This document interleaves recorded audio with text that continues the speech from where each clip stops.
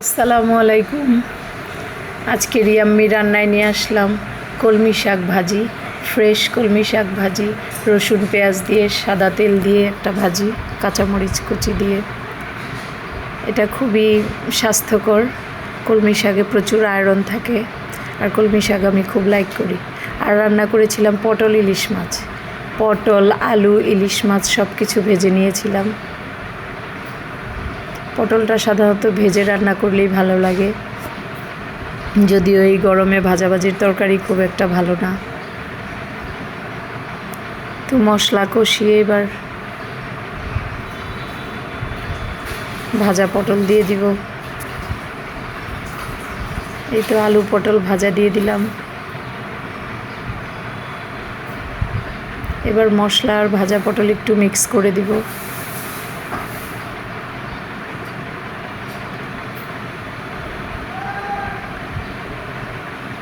Mixing শেষে গরম পানি দিয়ে দিব, কারণ এমনিতেই ভাজা মানে রান্না প্রায় হাফ হয়ে গেছে।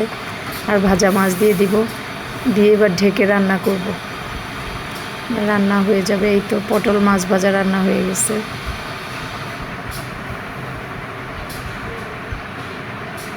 বাড়ির মালিক সে মাংস খেতে চায় না, সে খাবে মাছ। বাট বাচ্চারা, বড় ছেলেটা একদম ইলিশ মাছ খেতে চায় না, তার জন্য আবার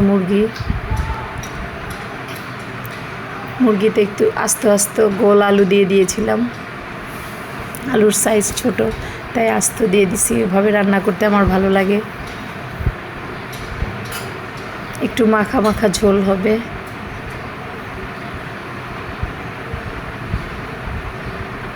প্রতিদিনের রান্নাবান্নার মতোই, যেহেতু আমি কন্টেন্ট ক্রিয়েট করি, তাই আমাকে তো প্রতিদিন ঘুরে ঘুরে একই আইটেম বারবার আসে, সেটাই আপনাদের দেখতে হয়। সবাইকে অনেক অনেক ধন্যবাদ। আপনাদের সবাইকে ভিডিওর পাশে অনেক পাই, এটা আমার খুবই ভালো লাগে। সবার জন্য শুভকামনা রইল, আমার জন্য সবাই দোয়া করবেন। আল্লাহ হাফেজ।